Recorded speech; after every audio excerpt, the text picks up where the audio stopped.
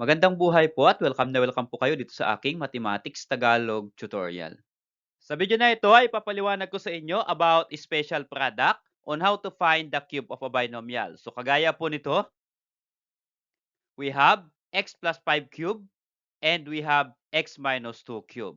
So paano nga po ba kunin yung cube ng binomial which is addition at paano po kunin yung cube of a binomial which is subtraction. So yun pa yung aking papaliwanag sa inyo step by step.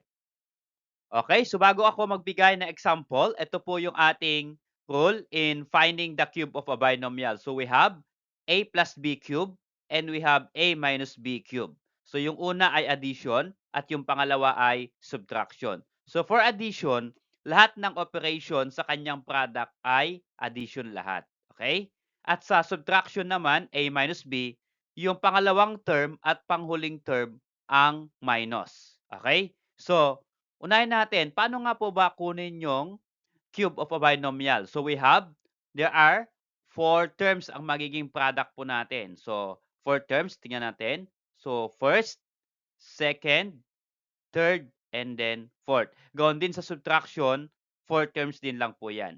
Okay, so ano nga po ba yung rule in finding the cube of a binomial? So first, i-cube lang po natin yung first term. So a cube, ito po siya. Okay? Yan po yung ating pattern. Cube natin yung first term. At yung second term na b, itong pang last term natin, b cube, yan ay i-cube din natin. Okay? So, yan po yung first and last term. So, a cube, b cube. Okay? And then, para sa second and third term, notice here, we have 3 and we have 3 sa third term. Kasi ito po ay cube. Okay? And we have AB, we have AB also. Itong dalawang term na ito. So itong 3a squared b ay multiplication po ito. That means 3 times a squared times b. Gawin din dito sa term na ito, 3 times a times b squared. Okay, so ang gagawin lang natin, i-multiply natin nung 3, okay, sa product ng A and B. Okay, and notice here, babaguhin lang natin yung square. Sa pangalawang term, ang square natin ay yung first term at sa pangalawa naman, dito ay yung second term. So yun lang po yung pattern natin. The same process po dito sa ating minus ano po, dito sa ating subtraction A minus B. Pareho lang po yun. Ang magbabago lang dito ay yung operation. So gawin po natin para maintindihan po natin yung rule. Okay, so let's try first example. So we have x plus 5 cube. So first example po natin ay addition. So x plus 5 cube. So ano po yung magiging sagot natin?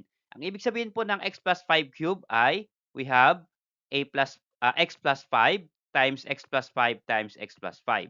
Pag pinagsama-sama natin, yung tatlong x plus 5, x plus 5 cube. Okay? So, yung iba, kung ayaw po nila yung special product, ang ginagawa nila ay pinagmumultiply yung first and second factor at yung maging sagot, multiply sa third factor. Pero, long process po yan. Ang short process po, yan po yung tinatawag na cube of a binomial. Ito po yung ating process o yung rule natin, a plus b cube.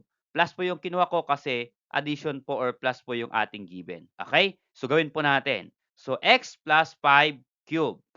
Again, yung first term sa ating binomial ay i-cube natin a cube. Ang first term natin dito ay x, kaya i-cube natin yung x, kaya yan po ay x cube.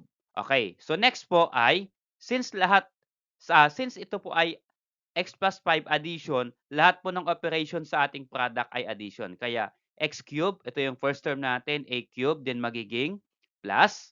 Gagawin lang natin, 3 sa pangalawang term natin ay multiply natin yung 3 sa first and second term. So 3 muna, lagay natin. Then ang first term natin ay x, ang second term natin ay 5. Kaya yan po ay x and then 5. And notice, sa ating pattern, yung first term, yun yung ating i-square. Kaya ang first term natin dito ay x, kaya yan po yung square natin, x squared. Okay, next ay plus. The same process po yung gagawin natin dito. Okay, 3ab ulit. Kaya yan po ay 3 times, yung first term natin ay x, kaya x, at yung second term natin ay 5.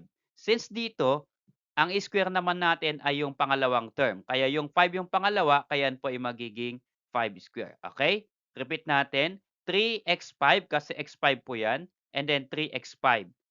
Dito sa una, sa 3x5, yung x ang squared, yun yung first term. Sa pangalawa, yung 5 ang squared, yun yung second term natin. Okay?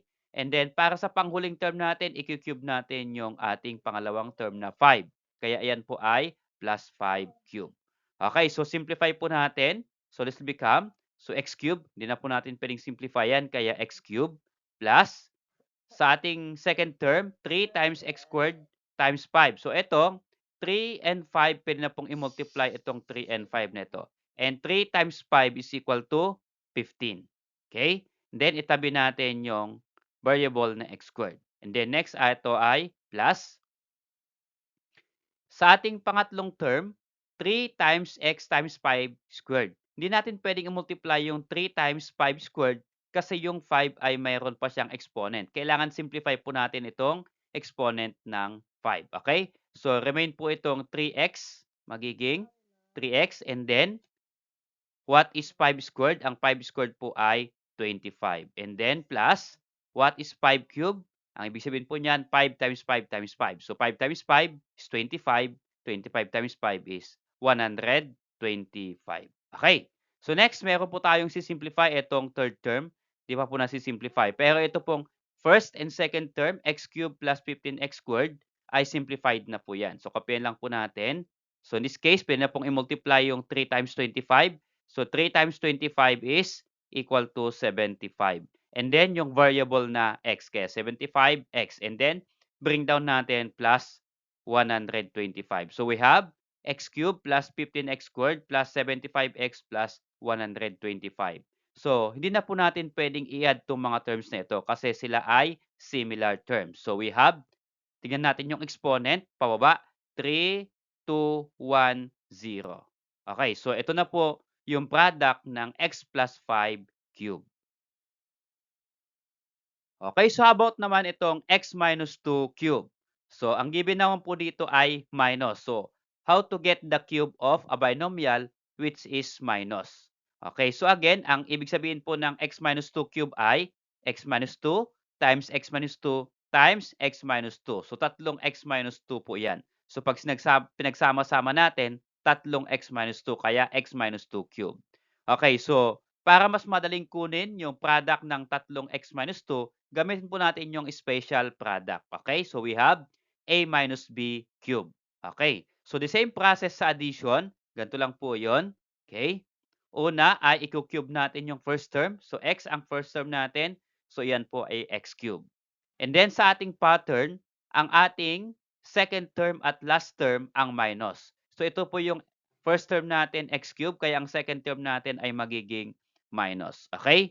So sa pattern, 3 first, second. Okay? So multiply natin yung 3 sa first, x, at sa second, 2. Pero yung first ay i-square natin. Kaya ang first dyan ay x, kaya yan po yung maging x squared. And then yung second natin na 2. Okay? So 3 times x squared times 2. So x2.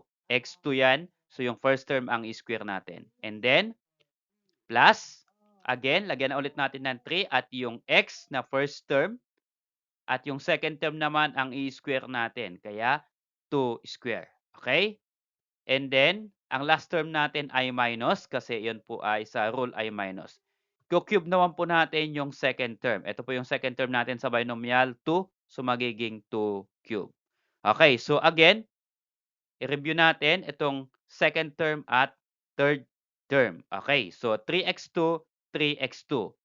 Sa una, yung first term ang a square natin at sa pangalawa, dito po sa 3x2 na pangalawa, yung second term natin ang ating i-square. Okay? So, simplify natin.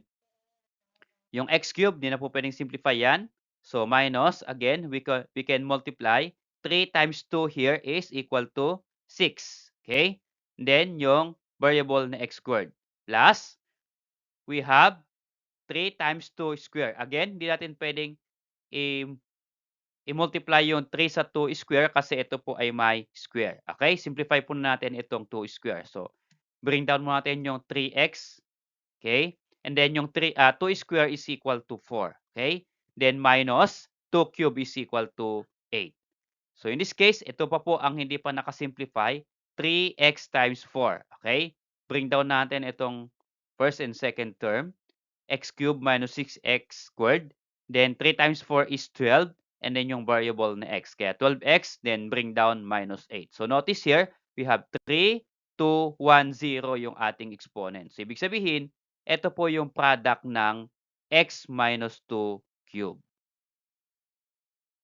Okay, so about this number 3 example, so we have x plus 3 cube. Okay, so yung example number 3 po na ito ay ililib ko pong activity ninyo. So, try po ninyong i-compute, i-post po ninyo yung video na ito, and then try to calculate. Yung sagot po ng number 3 example na ito ay nasa end ng video na ito. Salamat sa panonood kaibigan. Kung nagustuhan mo yung video na ito, please click like and then subscribe kung bago ka pa lang po dito sa aking channel. Okay, so this is the product for x plus 3 cube. So the product here is x cubed plus 9x squared plus 27x plus 27. So kung tama yung sagot mo, congratulations. Kung hindi naman, better luck next time. So pwede po ninyong ulitin ulit yung video para masundan yung process o yung steps.